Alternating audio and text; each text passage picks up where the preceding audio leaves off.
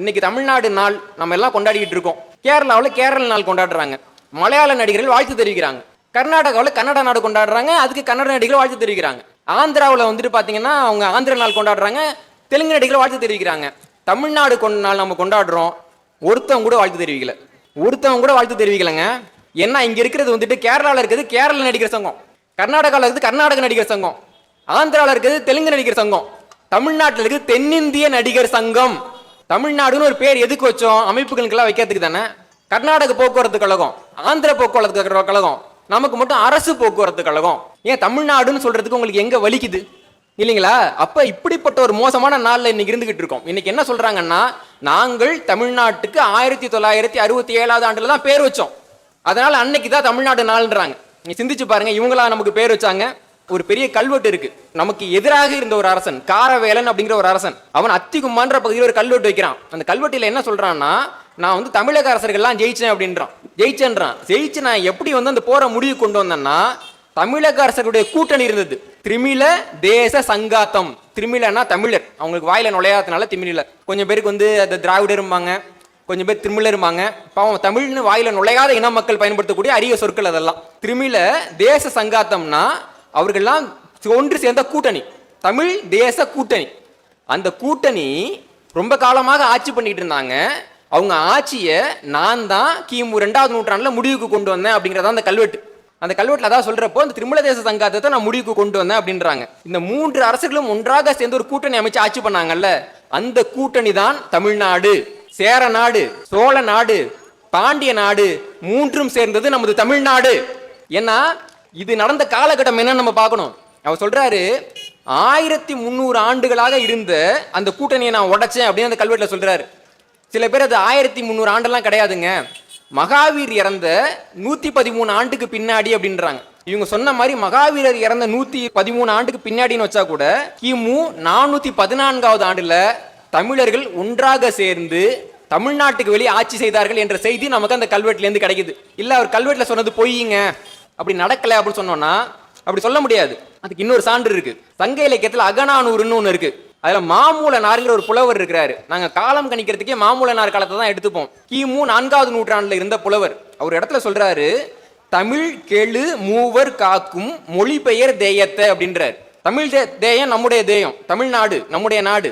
மொழிபெயர் தேயம்னா தமிழர்கள் காக்கக்கூடிய வேற்று மொழி பேசக்கூடிய நாடு தமிழ் மன்னர்கள் ஆட்சியில இருந்தது அப்படின்ட்டு மாமூலனாரும் நமக்கு வந்து அந்த பாடலை குறிப்பிடுறாரு. அப்போ அந்த தமிழ்கெழு வேந்தர் காக்கும் மொழி பெயர் தேயம் வந்துட்டு வடக்கு, தமிழ் மொழி காக்கக்கூடிய இவர்கள் ஆட்சி செய்யக்கூடிய தமிழ் தேசம் என்பதுதான் தெற்கு, தமிழ்நாடு என்பது கிமு 4வது நூற்றாண்டிலேயே ஆதாரபூர்வமாக இருந்திருக்கின்றது.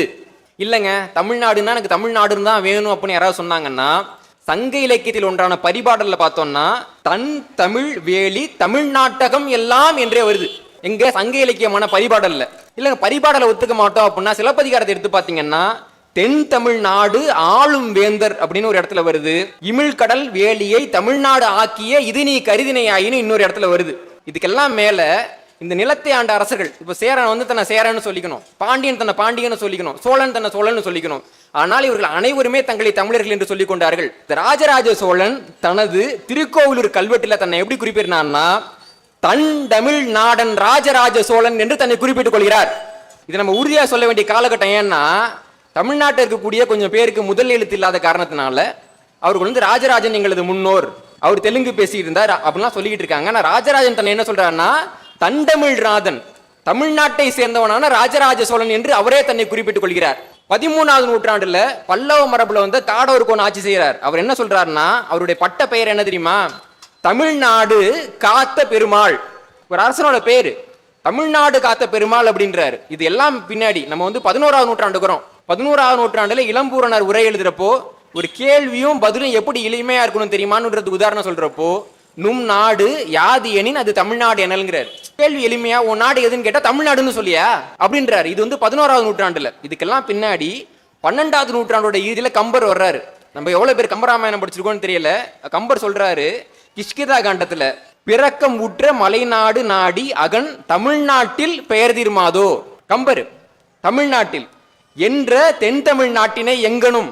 கம்பர் தென்தமிழ்நாட்டு அகன்பொதில் திருமுனிவன் தமிழ்ச்சங்கம் சேர்கிருப்பால் கம்பர். இனிய தென் தமிழ்நாடு சென்று எய்தினார் கம்பர். கிபி 12வது நூற்றாண்டிலேயே புலவர்கள் குறிப்பிடுறப்ப தமிழ்நாடு என்றுதான் குறிப்பிடுகிறார்கள். அதுக்கு பின்னாடி பெரிய புராணம் வருது. பெரிய புராணத்துல எத்தனை இடத்துல வந்து தமிழ்நாடுன்னு குறிப்பிட்டிருக்காங்கன்னு சொல்றேன், நீங்க ஆச்சரியப்படுவீங்க. திருநாவுக்கரசு நாயனார் புராணத்துல தமிழ்நாட்டில் போனார் ஞான தலைவனார் அப்படின்னு குறிப்பிடுறாரு. திருநாவுக்கரசு நாயனார் புராணத்துல இன்னொரு இடத்துல மண்குளவு தமிழ்நாடு காண்பதற்கு மனம் கொண்டார் அப்படின்னு குறிப்பிடுறாரு. திருஞான சம்பந்தமூர்த்திகள் புராணத்துல பூமியர் தமிழ்நாட்டுள்ள பொறிவில் அப்படின்னு குறிப்பிடுறாரு. காரைக்கால் அம்மையார் புராணத்துல செந்தமிழ் திருநாடு எய்தி அப்படின்னு குறிப்பிடுறாரு. பெரிய புராணத்தை எடுத்துக்கிட்டீங்கன்னா வம்பரா வண்டு சருக்கம்னு ஒன்று இருக்கு. அந்த வம்பரா வரி வண்டு சருக்கத்துல மட்டும் 4 இடங்கள்ல தமிழ்நாடு என்ற சொல் பயன்படுத்தப்படுகின்றது. வார்கொண்ட வனமுலையார் சர்க்கிள்ங்கிற ஒரு சர்க்கத்துல 2 இடங்கள்ல தமிழ்நாடு என்ற சொல் பயன்படுத்தப்படுகின்றது. நண்பர்களே, 5வது நூற்றாண்டிலேயே இருந்தது என்று அத்திகும்பா கல்வெட்டில் குறிக்கப்பட்ட தமிழ்நாட்டை, கிமு 4வது நூற்றாண்டிலேயே இருந்தது என்று மாமூலனார் குறிப்பிட்ட அந்த தமிழ்நாட்டை, கடைச்சங்க காலத்தில் இருந்தது என்று பரிபாடலில் குறிப்பிடப்பட்ட அந்த தமிழ்நாட்டை, 9வது நூற்றாண்டிலே இருந்தது என்று ராஜராஜ சோழன் கல்வெட்டிலே குறிப்பிடப்பட்ட அந்த தமிழ்நாட்டை, 13வது நூற்றாண்டிலே இருந்தது என்று காடவர் கொன்னுடைய கல்வெட்டிலே குறிக்கப்பட்ட அந்த தமிழ்நாட்டை, 11வது நூற்றாண்டிலே இருந்தது என்று இளம்பூரனார் உரையிலே குறிக்கப்பட்ட அந்த தமிழ்நாட்டை, 12ஆம் நூற்றாண்டிலே இருந்தது என்று கம்பன் குறித்த அந்த தமிழ்நாட்டை, 13ஆம் நூற்றாண்டிலே இருந்தது சேக்கிலார் என்று குறிப்பிட்ட அந்த தமிழ்நாட்டை, இவர்கள் தான் வந்து தமிழ்நாடு என்று பெயர் சூட்டினார்கள் என்றால் நம்மளாம் மடையறீங்களா? நம்மலாம் இன்னைக்கு வந்து தமிழ்னு மொழியை சொல்றோம். மொழினாலே தமிழ் தான் நமக்கு. ஏன்னா மொழினா இந்தியாவில் இருப்பது ஒரே ஒரு மொழி, மற்றதெல்லாம் பாஷை. தமிழ் மட்டும்தான் இங்கு மொழி. இந்த இந்தியாவில் இருக்கக்கூடிய ஒவ்வொரு மொழியையும் அந்த மக்கள் என்ன சொல்லுவாங்கன்னா பாஷைன்னு சொல்லுவாங்க. தெலுங்கு பாஷை, கன்னட பாஷை, சமஸ்கிருத பாஷை, ஹிந்தி பாஷைன்னு சொல்லுவாங்க. ஆனா தமிழ்நாட்டில் மட்டும்தான் அதுக்கு மொழி என்ற ஒரு சொல் இருக்கு. ஒரு மொழிக்கு பேர் வைக்கிறது கூட வக்கு இல்லாத நீங்க தமிழ்நாட்டுக்கு பேர் வச்சிங்களா? யாருக்கு யாரா பேர் வைக்கிறது? யாருக்கு யார் பேர் வைக்கிறது? அது மாதிரி நாங்க தான் பேர் வச்சோம், நாங்க தான் சோறு வச்சோம், நாங்க தான் நாகரிகம் கொண்டு வந்தோம். எத்தனை கதை நமக்கு. அப்ப தமிழ்நாடு என்ற பெயரை நம்ம எப்ப இழந்தோம் அப்படின்னு பாத்தீங்கன்னா, ஆங்கிலேயர்கள்லாம் ஆட்சிக்கு வர்றப்போ, அந்நியர்கள் ஆட்சிக்கு வர்றப்போ அவங்களுக்கு நாட்டோட பேரையும் தலைநகரத்தோட பேரையும் நினைவு வச்சுக்கிறது கடினமா இருந்தது. அல்ஜீரியான்னு ஒரு நாடு இருக்கு, அந்த நாட்டோட பேர் கிடையாது. லக்சம்பர்க்னு ஒரு நாடு இருக்கு, அந்த நாட்டோட பேர் கிடையாது. பனாமான்னு ஒரு நாடு இருக்கு, அந்த நாட்டோட பேர் கிடையாது. இதெல்லாம் அந்த தலைநகரத்தோட பேர். இவங்க என்ன பண்றாங்கன்னா தலைநகரத்து பேரை தூக்கி நாட்டுக்கு வச்சிடறாங்க. ரோமானிய பேரரசு இருந்துச்சுல, அப்ப அந்த நாட்டோட பேர் என்ன? ரோம். தலைநகரத்தோட பேர் என்ன? இத்தாலி. இல்லைங்களா? இன்னைக்கு நாட்டோட பேர் என்ன? இத்தாலிங்க. தலைநகரத்தோட பேர் என்ன? ரோம். அப்போ நிர்வாக வசதிக்காக மதராஸ் மாகாணம்னு அதுக்கு ஒரு பேர் வைக்கிறாங்க. அந்த மதராஸோட வரலாறு பார்த்தீங்கன்னா சென்னை தினம்னு கொண்டாடிட்டு இருக்காங்க. பரிதாபமா இருக்கு. ஒரு 350 வருஷமா தான் சென்னை தினம் இருக்குன்றாங்க. கல்வெட்டுல எடுத்து பாத்தீங்கன்னா மாதரசன் பட்டணம்னு எப்பயோ இருக்கு. பல்லவர் காலத்துல இதுக்கு பேர் மாதரசன் பட்டணம். வெள்ளக்காரன் அதுல இருந்து மதராச பட்டணம்னு வைக்கிறான். இவர்கள் என்ன சொல்றாங்க? சென்னை வந்துட்டு வெள்ளக்காரன் தான் பேர் வச்சான். இவங்க வீட்டுல குழந்தை பிறந்தா கூட வெள்ளக்காரன் தான் பேர் வைப்பான்னு உட்காந்துருப்பாங்க போல இருக்கு. இந்த கவுண்டமணி சொல்லுவார்ல, இவருக்கு வந்து இந்த குழந்தைக்கு பேர் வைங்க, இவ்வளவு வயசாச்சு இன்னுமாடா பேர் வைக்காம இருக்கிறீங்க, போனா நோயிடா போடா அப்படின்னு. அப்படியாக ஒரு பெயர் குழப்பம் ஏற்பட்டது. அந்த குழப்பத்தில் இருந்து நம்ம விடுதலை பெறணும்ன்ற நோக்கம் வந்து நமக்கு எப்போ வருதுன்னா 1905ஆவது ஆண்டுல வங்கத்துல ஒரு பெரிய புரட்சி நடக்குது. வங்க பிரிவினை புரட்சின்னு அதுக்கு பேரு. அப்போதான் இவங்க என்ன பேர் வைக்கிறது, நம்முடைய இடத்த முடிவு பண்ணோம். பாதி வங்காளம் அங்கன்றான், பாதி வங்காளம் இங்கன்றான்னு அந்த வங்கத்து மக்களுக்கு வந்த உணர்ச்சி ஒவ்வொரு இடத்துலயும் வந்துகிட்டே இருக்கு. 1937ஆவது ஆண்டு இறுதியில தமிழறிஞர்கள்லாம் ஒன்றாக கூடி தமிழ்நாடை மீட்கணும், தமிழ்நாடு தமிழர்களுக்கே அப்படின்னு சொல்றாங்க. அப்ப அந்த கூட்டத்துக்கு கடைசியா வந்த ராமசாமி அவர்கள் கூட நின்று அவரு தமிழ்நாடு தமிழருக்கே அப்படின்றாரு. 1938ஆவது ஆண்டுல இன்னொருத்தர் கேள்வி கேட்கிறாரு, ஐயா தமிழ்நாட்டை தமிழர் கொடுத்துட்டு நீங்க எல்லாம் எங்க போக போறீங்க? அவர் யோசிக்கிறாரு, ஐயோ இப்ப தமிழ்நாடுன்னு சொல்லக்கூடாது, திராவிட நாடு திராவிடருக்குன்றோம். திராவிட நாடு எங்க இருந்தது? திராவிடர் எங்க இருந்தாங்க? திராவிட நாடும் இல்ல, திராவிட இனமும் இல்ல. ஆனா தமிழ்நாடு தமிழருக்குன்னு சொல்லக்கூடாதுன்ற ஒரே காரணத்துக்காக அவர் வந்து திராவிட நாடு திராவிடருக்குன்ட்டு 1937 போயிட்டாரு. போன பிறகு என்ன நடக்குதுன்னா மகாத்மா காந்தியடிகள் மொழிவாரி மாநிலங்கிற கோரிக்கையை ஏத்துக்கிறார். தமிழ்நாட்டினுடைய காங்கிரஸ் பிரிவுக்கு தமிழ்நாடு காங்கிரஸ் கமிட்டின்னு பேர் வைக்கிறார். தமிழ்நாடு அப்படின்னு ஒரு பேர் வைக்கிறார் காந்தி காலகட்டத்தில். அதற்கு பிறகு காமராஜர் ஆட்சிக்கு வர்றப்போ ஒரு கல்வெட்டுகள்ல காமராஜர் அப்படின்றது வந்து தமிழ்நாடு முதல்வர் காமராஜர் அப்படின்னு குறிப்பிடுறாரு. 1961ஆவது ஆண்டுல தமிழ்நாடு சட்டமன்றத்துல தமிழ்நாடுன்னு வந்துட்டு அதை தமிழ்லையும் மதராஸ் ஸ்டேட்னு ஆங்கிலத்திலையும் பேர் சூட்டணும்னு காங்கிரஸ் கட்சி தீர்மானம் கொண்டு வருது. இதெல்லாம் ஒரு பக்கம் நடந்துகிட்டு இருக்கு. இன்னொரு பக்கம் திராவிட இயக்கம் என்ன தெரியுமா பண்ணுது? நல்லா கவனிங்க.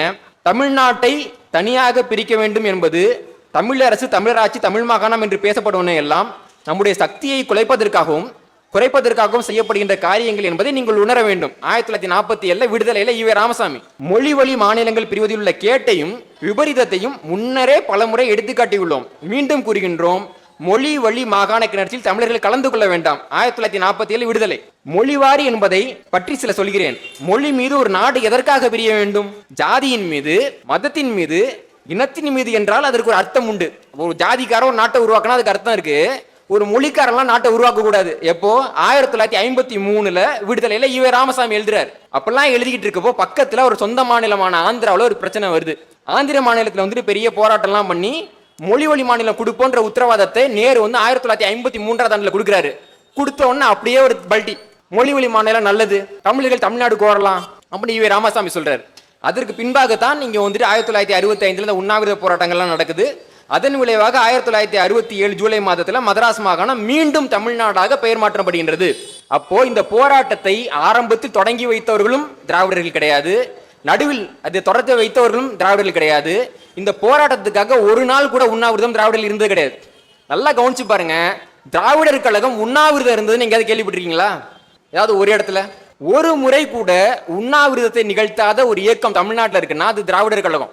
ஒரு முறை கூட நிகழ்த்தினது இல்லை. இல்லை, நம்ம கவனிக்க வேண்டிய ஒரு செய்தி என்னன்னா, உண்ணாவிரதம்ங்கிற போராட்டத்தை உலகத்துக்கு அறிமுகப்படுத்தியவர் அப்பருங்கிற ஒரு தமிழர். அப்பருங்கிற ஒரு சமண சமயத்தில் இருந்ததுனால அந்த பசிப்பினியை பத்தி அவருக்கு நல்லா தெரிஞ்சிருக்கு. வடத்தலின்னு ஒரு கோயிலுக்கு போறாரு, கோயில் கதவு சாத்தி இருக்கு. அப்ப என்ன சொல்றாருன்னா, இந்த கோவில் கதவை நீங்க திறக்கிற வரைக்கும் நான் வாசல்ல இருந்து உண்ணாவிரதம் இருப்பேன்னு அறிவிக்கிறாரு. கோவில் கதவு திறக்கப்பட்டது. அதற்கு பிறகு மகாத்மா காந்திகள் தென்னாப்பிரிக்காவுக்கு போறப்போ தென்னாப்பிரிக்காவில் இருந்த தமிழர்கள் தான் உண்ணாவிரதம் என்பதை மகாத்மா காந்தியடிகளுக்கே அறிமுகப்படுத்தினார்கள். அதற்கு பிறகுதான் வந்து மார்ட்டின் லூதர் கிங் வர்றாரு. அதற்கு பிறகுதான் நெல்சன் மண்டேலா வர்றாரு. உலகெங்கும் இருக்கக்கூடிய காந்தியவாதிகள் உண்ணாவிரதத்தை ஒரு ஆயுதமாக பயன்படுத்துகிறார்கள். ஆனால் உண்ணாவிரதத்தை இந்த உலகத்துக்கு கொடுத்த ஒரு மாநிலம் தமிழ்நாடு. அப்படி இருக்கிறப்போ அந்த தமிழ்நாட்டில் தமிழர் நலனுக்காக ஒரு முறை ஒருவேளை உணவை கூட துறக்காத ஒரு கூட்டம் உனக்கு நான் தான் தமிழ்நாடுன்னு பேர் வைக்கன்னு சொல்லுதுன்னா நம்ம சோறை தான் தின்றோமா? திராவிட இயக்கம் ஆட்சிக்கு வந்த பின்னாடி என்ன பண்ணாங்கன்னா, அவங்க தமிழ்நாடு நல்லா கொண்டாடலை. 1981 அன்றைக்கு இருக்கக்கூடிய முதலமைச்சராக இருந்த எம்ஜிஆர் அவர்கள்ட்ட போயிட்டு 1981 ஒருத்தவங்க சொல்றாங்க, தமிழ்நாடு 25வது நாள் வருதுன்றப்போ அவர் நவம்பர் 1 25வது தமிழ்நாடு நாளை கொண்டாடினார். 2006 தமிழ்நாட்டில் வந்து திமுக ஆட்சியில் இருக்கு. அப்போ வந்து 50வது தமிழ்நாடு நாள் கொண்டாடணும். ஆனால் அவங்க மறந்துட்டாங்க. ஏன்னா ஆந்திரா நாள்லாம் ஞாபகம் இருக்கும், தமிழ்நாடு நாள் எப்படி ஞாபகம் இருக்கும், மறந்துட்டாங்க. அப்ப KS ராதாகிருஷ்ணன் ஒருத்தவர் திமுக காரர் தான், அவர் வந்துட்டு 50வது தமிழ்நாடு நாளை கொண்டாடுறாரு. கொண்டாடணும்னு பத்திரிகையெல்லாம் செய்தியா வருது. அப்போ வந்து கருணாநிதி அவர்கள் ஆட்சியில் இருக்கிறாரு. ஐயோ நம்ம வந்து அதை மறந்துட்டோம் போல இருக்கேன்ட்டு 2006 டிசம்பர் 1 கொண்டாடுறாரு. அப்ப கவர்னராக இருந்த சுர்ஜித் சிங் பர்னாலா அந்த நிகழ்ச்சியில கலந்துக்கிட்டாரு. அப்போ 25வது தமிழ்நாடு நாளை நான் நவம்பர் 1 கொண்டாடுவோம், 50வது தமிழ்நாடு நாளை நான் நவம்பர் 1 கொண்டாடுவோம். திடீர்னு நவம்பர்லாம் இல்லைங்க, ஜூலை 17 நாங்கள் பேர் வச்ச அன்னைக்கு தான் பிறந்தாங்கன்னு சொல்லணும்னா உனக்கெல்லாம் பைத்தியமா உங்களுக்கெல்லாம்? வரலாற்று ரீதியாக யோசிச்சு பாருங்க. அதுக்கு என்ன காரணம்? தமிழ்நாட்டில் பார்த்தீங்கன்னா நவம்பர் 1 கொண்டாடலன்றதுக்கு பேர் வச்ச நாள்ன்றாங்கல்ல. மற்ற மாநிலத்திலாம் கேட்டால் இப்போ ஏங்க ஆந்திராவில் கொண்டாடுறாங்கன்னா அது பிரியிறப்பே ஆந்திரா மாநிலங்க, பிரியிறப்பே கேரளா மாநிலங்க. சரி, பக்கத்தில் வந்துட்டு கர்நாடகான ஒரு மாநிலம் இருக்கு, பிரியிறப்ப அதுக்கு பேர் மைசூர் மாகாணம் தானே. அறிஞர் அண்ணா அவர்கள் தானே போயிட்டு நீங்கள் வந்து மைசூர் மாகாணம்னு பேர் வைக்காதீங்க, கர்நாடகன்னு பேர் வச்சாங்கன்னு யோசனை கொடுத்தாங்க. இப்போ அவங்க எப்பங்க வந்து கொண்டாடுறாங்கன்றா என்ன சொல்றாங்க, அந்த மைசூர் மாகாணம் கர்நாடகான்னு பெயர் மாற்றப்பட்டதும் ஒரு நவம்பர் 1 தான், அதனால அவங்க நவம்பர் 1 கொண்டாடுறாங்கன்றாங்க. ஆனா கர்நாடகாவில் கர்நாடக நாள் வந்து கணக்கிடுறது பெயர் மாற்றப்பட்ட ஆண்டு வச்சு கணக்கிடல, அவர்கள் மாநிலம் பிரிக்கப்பட்ட நாளில் இருந்தால் கணக்கெடுப்பு நடத்தி கொண்டிருக்கிறார்கள்.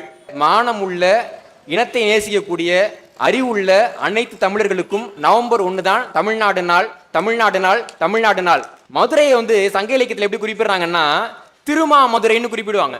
ஒரு ஊரை சொன்னா திருன்னு சொன்னா போதும், திருவாரூர் இல்ல மான்னு சொன்னா போதும், ரெண்டுமே பெருமைக்குரியது. மதுரையை மட்டும் திருமாமதுரைன்னு சொல்லுவாங்க. அந்த மதுரை இந்திய அளவுல மாசுபட்ட நகரங்கள் பட்டியல இன்னைக்கு 1வது இடத்துல இருக்கு. இந்தியாவிலே மாசடைந்த நகரம் மதுரை. கண்ணைக்கு தீ வச்சு எரிச்ச அன்னைக்கு கூட அந்த அளவுக்கு மாசுபட்டு இருக்காது போல இருக்கு. திராவிடன் கால் வச்சனால் மதுரை மாசுபடைஞ்சு கிடக்கு. 3வது இடத்துல தமிழ்நாட்டோட தலைநகரமான சென்னை இருக்கு, மாசடைந்த இடம். இன்னைக்கு பாத்தீங்கன்னா சென்னையில வந்துட்டு சின்ன மலைக்கே சாலைகள்லாம் பெயர்ந்து போயிட்டே இருக்கு, தண்ணி ஓடுறதுக்கு வழி இல்லை, தண்ணி வந்து தரை மேல ஓடிக்கிட்டு இருக்குது பாக்குறோம். ஒரு காலகட்டத்தில் காஞ்சிபுரத்துக்கு வந்து ஏரி மாவட்டம்னு பேரே ஏரி மாவட்டம், 1000 ஏரி இருந்தது. சென்னையில் அவ்வளவு ஏரி இருந்தது, அவ்வளவு நீர்நிலைகள் இருந்தது. திருக்கூவ புராணம்னு ஒரு புராணம், திருக்கூவ புராணம் அப்படின்ட்டு கூவத்தில் நீராடிட்டு கடவுளை தொழுதுட்டு எழுதப்பட்ட புராணம் அது. சென்னையில் தண்ணீர் துறைன்னு ஒரு காலகட்டத்தில் வந்து சந்தை இருந்தது, காய்கறி சந்தை. அந்த சந்தைக்கு காய்கறி தண்ணியில தான் வரும், தண்ணியில தான் போகும், அதனால குறைச்ச விலையில வித்துக்கிட்டு இருந்தாங்க. அந்த சென்னையில இன்னைக்கு ஆறு ஓடுதான்னா எவனுக்கும் தெரியாது, சாக்கடை ஓடுதுங்க அப்படிமா. இந்த சாக்கடையை நீக்க வேண்டும் என்றால், இந்த நாற்றத்தை போக்க வேண்டும் என்றால், தமிழ்நாடு தமிழருக்கே என்று ஒவ்வொரு தமிழனும் இன்று மட்டுமல்ல ஒவ்வொரு நாளும் உறக்க சொல்ல வேண்டும், இது நமது நாடு.